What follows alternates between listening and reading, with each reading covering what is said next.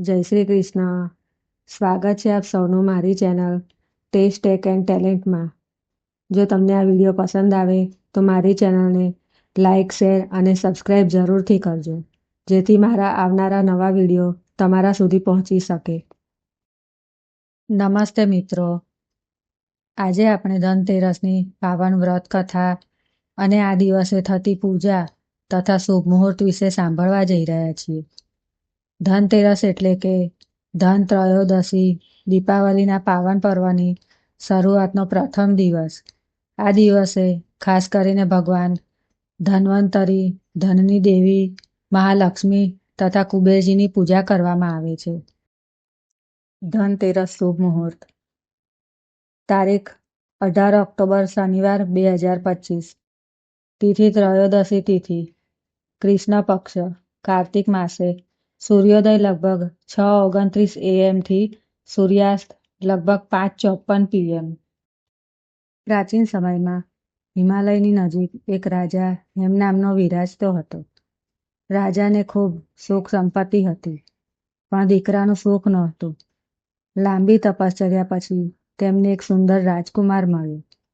જ્યોતિષીઓએ ગણતરી કરી ત્યારે ખબર પડી કે એ રાજકુમારનું આયુષ્ય માત્ર 16 વર્ષનું છે અને 16મા વર્ષે તેના મરણનો યોગ છે.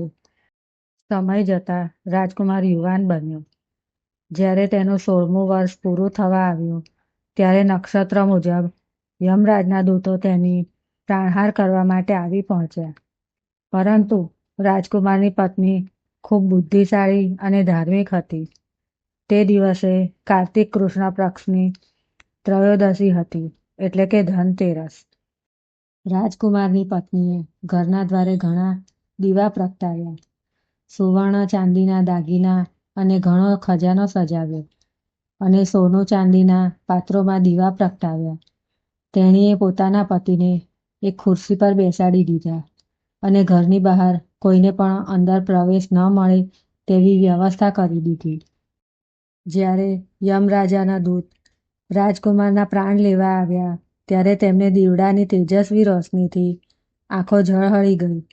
અંદર પ્રવેશ ન મળી શક્યો, તેથી તેઓ આખી રાત બહાર જ રાહ જોતા રહ્યા. સવારે સૂર્યોદય થતાં જ મૃત્યુનો સમય ટળી ગયો અને રાજકુમારનો પ્રાણ રક્ષણ થયો. તે દિવસથી માન્યતા છે કે જે ભક્તો ધનતેરસના દિવસે દીવા પ્રગટાવે છે, સુવર્ણ ચાંદી ખરીદે છે અને ભગવાન ધન્વંતરી તથા મા મહાલક્ષ્મીની પૂજા કરે છે, તેમના આયુષ્યમાં વૃદ્ધિ થાય છે, આરોગ્ય મળે છે અને ધનની ક્યારેય કમી રહેતી નથી. ધનતેરસના દિવસે નવા વાસણો, સોનું ચાંદી કે ધન સંબંધિત વસ્તુઓ ખરીદવી શુભ માનવામાં આવે છે. સાંજે દીવા પ્રગટાવવાથી અશુભ શક્તિ દૂર થાય છે અને ઘરમાં સુખ સમૃદ્ધિ આવે છે. ભગવાન ધન્વંતરીની પૂજા કરવાથી આરોગ્ય પ્રાપ્ત થાય છે. મા મહાલક્ષ્મી અને કુબેરજીની આરાધના કરવાથી ધનની ક્યારેય અછત પડતી નથી. હે માતા મહાલક્ષ્મી, આ ધનતેરસના પાવન દિવસે અમારા ઘરમાં ધનની વૃદ્ધિ કરો, સુખ સમૃદ્ધિ આપો અને કુટુંબમાં આયુષ્ય તથા આરોગ્યની કૃપા વરસાવો. ઓમ મહાલક્ષ્મીએ નમઃ. ઓમ શ્રી કુબેરવે નમઃ. ધન્વંતરી મંત્ર, જેમ કે ઓમ નમો ભગવતે ધન્વંતર્યાય. ઘરમાં અને પ્રવેશ દ્વાર પર દીવા પ્રગટાવો. યાદ રાખો કે દીપક સામાજિક અંધકાર દૂર કરે છે, એટલે દિવાળીની શરૂઆત કરે છે. જય મહાલક્ષ્મી માતા.